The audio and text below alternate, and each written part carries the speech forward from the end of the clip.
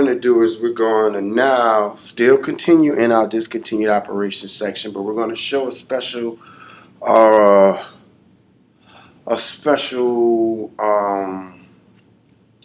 exception to the rule. Okay, so the last particular criteria we talked about with discontinued ops was under the impression that you're expecting to sell that you have sold that actual operation that year of reporting.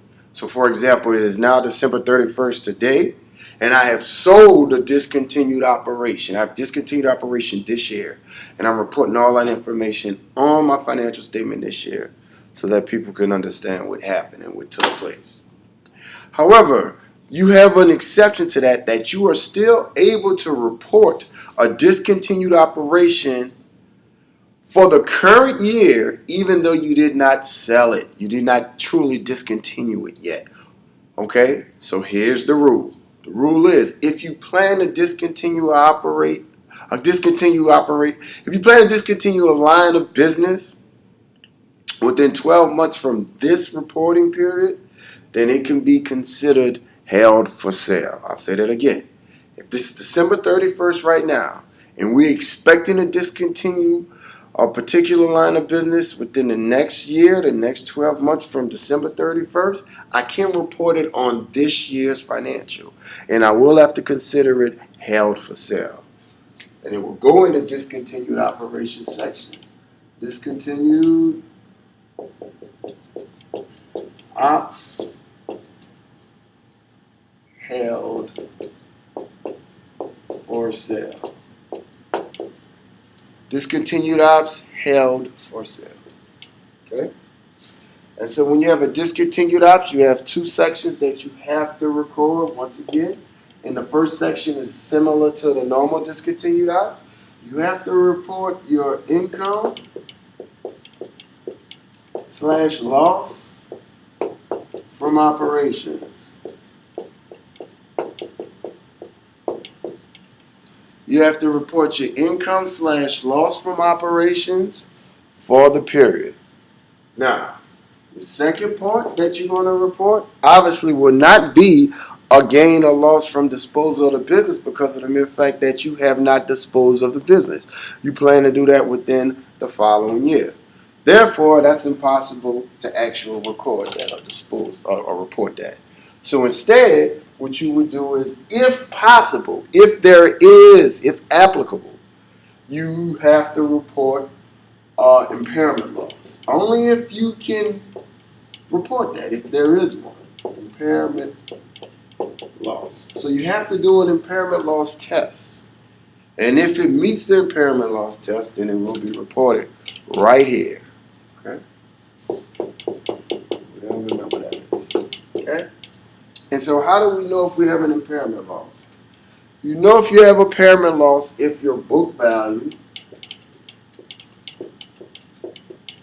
and book value is the same thing as carrying value. Same thing, just different terms.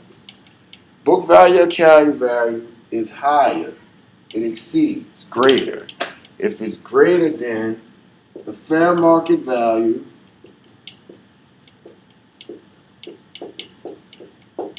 of the assets minus the cost to sell. So basically, you'll take the fair market value of the total assets and you subtract it from the cost to sell. And if that number is smaller than the book value, the book value is greater than that number, then you have an impairment loss. If your fair market value minus the cost to sell is higher than your book value, then you're fine. You don't have to report step 2. Step 2 is only reported if the book value is higher than the fair market value minus the cost to sell. So let's look at an example, another example in the book. And this example is page 187, illustration 4-10. It says the Lutt Holding Company has several operation divisions. On October 2013, management decided to sell one of its divisions that qualifies as a separate component according to generally accepted accounting principles. On December 31st, 2013, the end of the company's fiscal year, the division had not been sold. So we already know, because it meets the criteria by GAAP, that we're dealing with a discontinued op. And now we also know that it hasn't been sold. Okay? So it says, on that date, the assets of the division had a book value of $12 million and a fair market value minus anticipated cost of sale of $9 million. So we have a book value of $12 million, and we also have a fair market value minus a cost of sale of $9 million.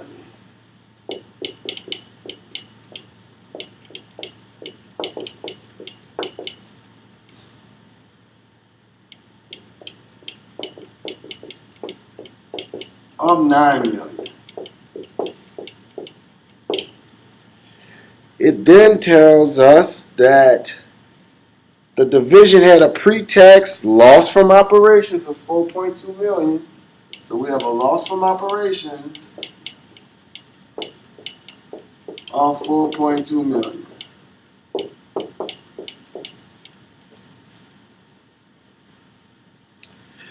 And it says the company's income tax rate is 40%.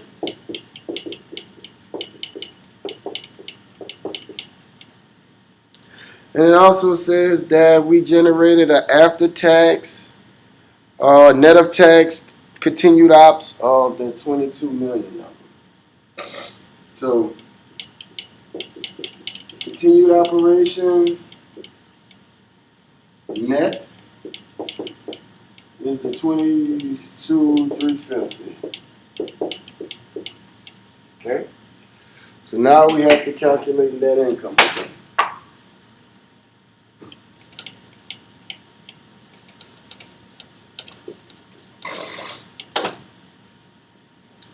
So we start off again from our first part of the income statement. Income from continued ops. And that's going to be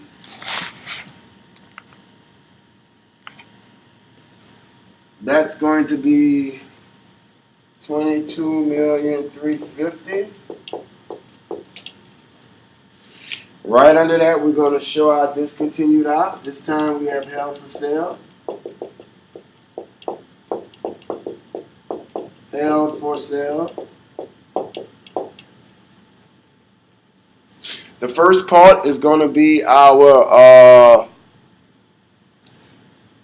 income or loss from operations. We have a loss from operations, which we already know, of the $4.2 million. It's a negative number because it's a loss.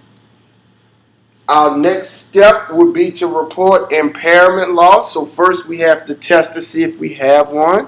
How are we going to do that? We have to take our book value and make sure that it exceeds, it's greater than our fair market value minus the cost of sale. Book value is 12, and our fair market value minus the cost of sale is 9. So it does exceed it. It exceeds by 3. So it meets the test or the requirement of an impairment loss. So we do have an impairment loss.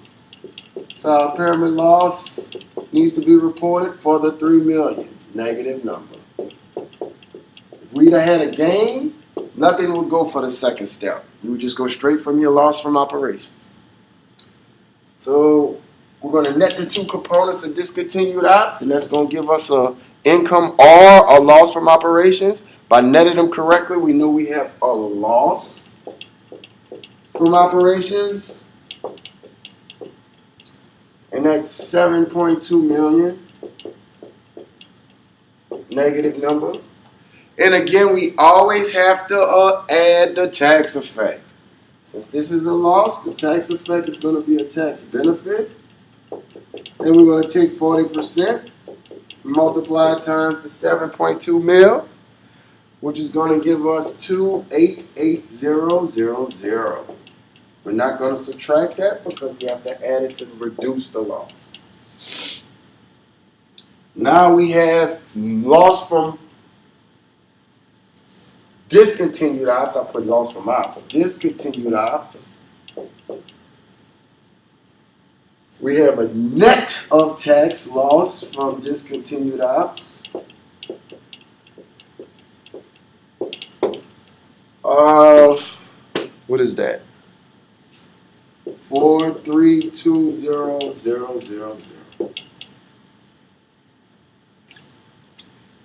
Again, that's a negative number, and it needs to be reduced from our income from continued ops to give us our net income.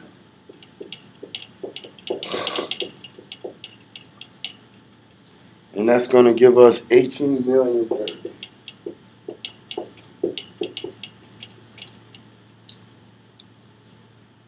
Make sure you review the difference between a normal discontinued op and a held for sale.